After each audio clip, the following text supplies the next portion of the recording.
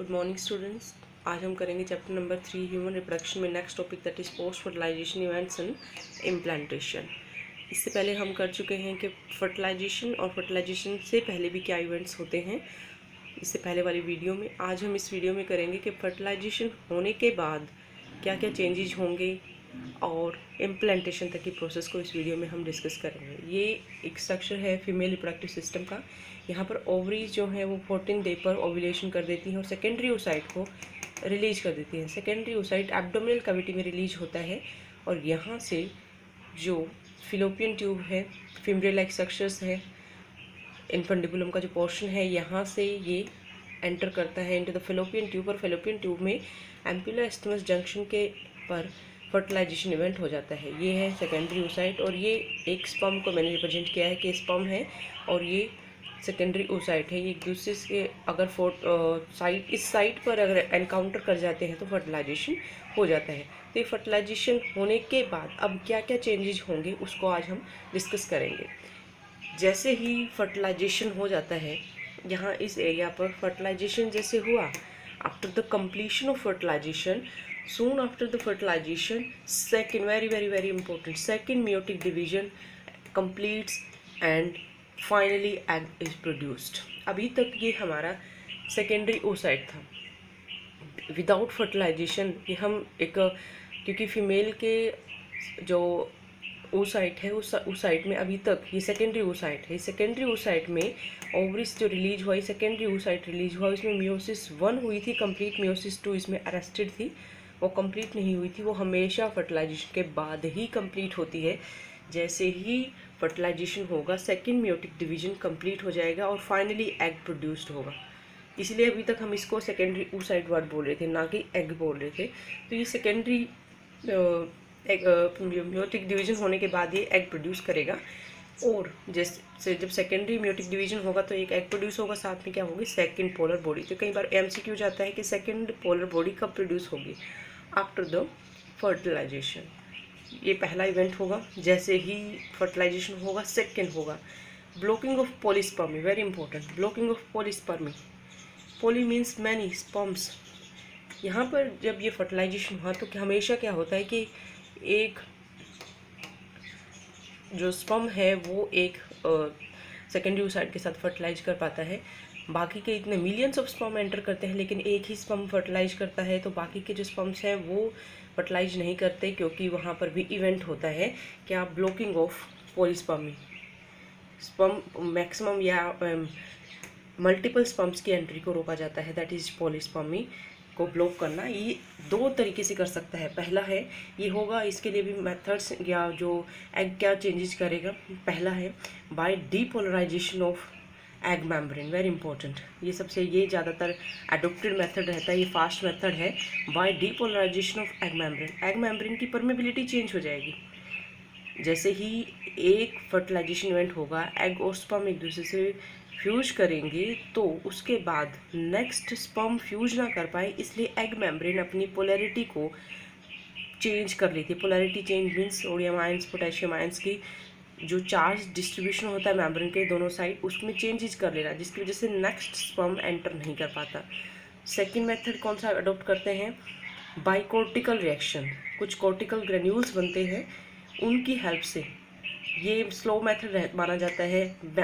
जो used method है that is the, या जो फास्ट मेथड है जो सबसे पहले इम्प्लेंट होता है या यूज होता है, that is depolarization of egg membrane. Second method by cortical reaction है। ये दोनों मेथड्स किसके लिए हैं, ब्लॉकिंग ऑफ पॉलीस्पर्मी। स्पर्म ये दोनों एग करता है ताकि मल्टीपल स्पर्म्स फ्यूज ना कर पाए।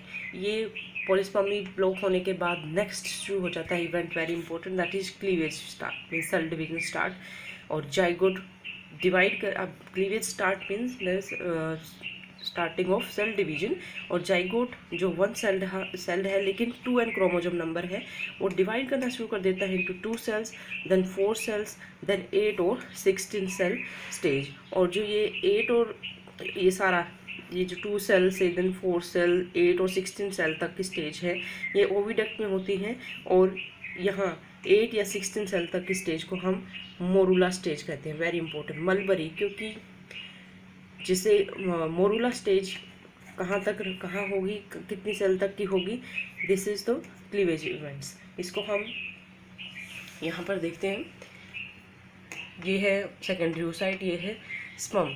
फर्टिलाइजेशन हुआ, फर्टिलाइजेशन के बाद क्या बना, जाइगोट। जैसे ही फर्टिलाइजेशन होगा तो यहाँ पर चेंजेस शुरू हो जाएंगे। जाइगोट बना, zygote 2 cell, then 4 cell, then 8 cell या 16 सेल। ये अभी तक क्या है, इन द ओविडक्ट। बट ये जितना है कि जाइगोट, ये फर्टिलाइजेशन के 4 दिन के अंदर ही ये सारे इवेंट्स हो जाते हैं। 4th डे पर ये जो 8 सेल या 16 सेल स्ट्रक्चर, इसी को मोरूला कहते हैं। This is morula. This enters into the uterus, uterus में एंटर करता है और वहाँ पर जाकर ये कन्वर्ट होता है ब्लास्टोसिस्ट में या ब्लास्टुला में कन्वर्ट होता है। ब्लास्टुला को ब्लास्टोसिस्ट कहते हैं इन केस ऑफ ह्यूमंस। और अगर एक और इम्पोर्टेंट पॉइंट है, ये यहाँ पर ये है सेकेंडरी oocyte। इसके बाहर जो कवरिंग जो मैंने बनाई है, दिस इज जोना पेलोसिडा। ये जो बना रखी है, दिस इज जोना पेलोसिडा। यहाँ पर भी जोना पेलोसिडा है, यहाँ पर भी है, यहाँ पर भी है, यहाँ पर भी है, और यहाँ पर भी है जोना पेलोसिडा। वेरी इंपॉर्टेंट, जो जोना पेलोसिडा होती है वो एग के चारों ओर होती है। फर्टिलाइजेशन के बाद भी, फर्टिलाइजेशन हुआ, 4th डे पर मोरूला स्टेज तक बना, 4th डे पर एंटर किया इनटू द यूट्रस ल्यूमन, और यूट्रस के ल्यूमन में 7 दिन या मीन्स 4th डे के बाद अगले जो नेक्स्ट या 7th डे पर 4 दिन, 4th डे पर एंटर किया यूट्रस में, 7th डे पर ये जो ब्लास्टोसिस्ट बन जाएगा और ये जो जोना पेलोसिडा है ये डिसअपियर होना शुरू कर देगी, या जोना पेलोसिडा हट जाएगी, ये रिमूव हो जाएगी 7th डे पर। और इसके रिमूव होने के बाद ये जो ब्लास्टोसिस्ट है ये अटैच करेगा टू द एंडोमेट्रियम। ये जो मैंने वॉल दिखाई है, this is the endometrium wall, इसके साथ अटैच करेगा और एंडोमेट्रियम में पेनिट्रेट कर जाएगा हमारा ब्लास्टोसिस्ट। ब्लास्टोसिस्ट किया, उससे पहले क्या रिमूव हो गया, that is the removal of zona pellucida. Zona pellucida 7th day of blastulation पर क्या होती है, रिमूव होती है। वेरी इंपॉर्टेंट, जोना पेलोसिडा अभी तक क्यों प्रेजेंट थी, क्योंकि कई बार हम टर्म सुनते हैं एक्टोपिक प्रेगनेंसी। एक्टोपिक प्रेगनेंसी का मतलब होता है अनवांटेड प्लेस पर जो ब्लास्टोसिस्ट है अगर वो इम्प्लांट कर जाए, उसकी लोकेशन कहाँ होती है, in the uterus wall. But इसके अलावा कहीं और, लाइक इन द ओविडक्ट या in the cervix area, near to the cervix area, यहाँ पर इम्प्लांट कर जाए तो वो क्या है, वो एक रॉन्ग प्लेस है। इस रॉन्ग प्लेस पर इम्प्लांट करने से बचाता है जोना पेलोसिडा, इसलिए जोना पेलोसिडा प्रेजेंट होती है। लेकिन 7th डे पर जोना पेलोसिडा जैसे ही डिसअपियर हो जाती है तो ये जो ब्लास्टोसिस्ट है ये इम्प्लांट कर जाता है इन द यूट्रस वॉल। तो इसी को कहते हैं implantation. Implantation is what, implantation is the penetration of blastocyst into the endometrium wall, that is implantation. यहाँ तक हम करेंगे। यहाँ पर जैसे मैंने दिखाया है, ये है जाइगोट।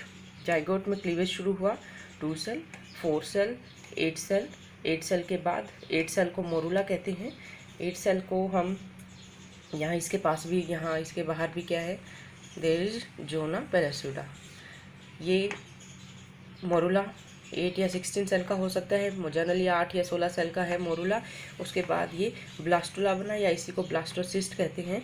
हमारे ह्यूमंस के ब्लास्टुला को ब्लास्टोसिस्ट कहते हैं, क्योंकि यहाँ पर एक अरेंजमेंट ऑफ सेल, ये जो 8 सेल्स या 16 सेल्स थी ये अपने आप को अरेंज करती हैं एक पैटर्न में। यहाँ पर ये जो अंदर है दिस इज एम्ब्रियोप्लास्ट, और ये जो है ये बाहर ट्रोपोप्लास्ट। इसको हम नेक्स्ट वीडियो में करेंगे। आज आपको बस इम्प्लांटेशन तक समझना है कि इम्प्लांटेशन का मतलब क्या होता है। ये जो आपका ब्लास्टुला अब फॉर्म हुआ, ये ब्लास्टुला या ब्लास्टोसिस्ट इम्प्लांट करता है एट द 7th डे, अपनी जोना पेलोसिडा को रिमूव करके इम्प्लांट कर जाता है into the endometrium wall. This is implantation. Okay students, next हम एम्ब्रियोलॉजी को स्टार्ट करेंगे द नेक्स्ट वीडियो।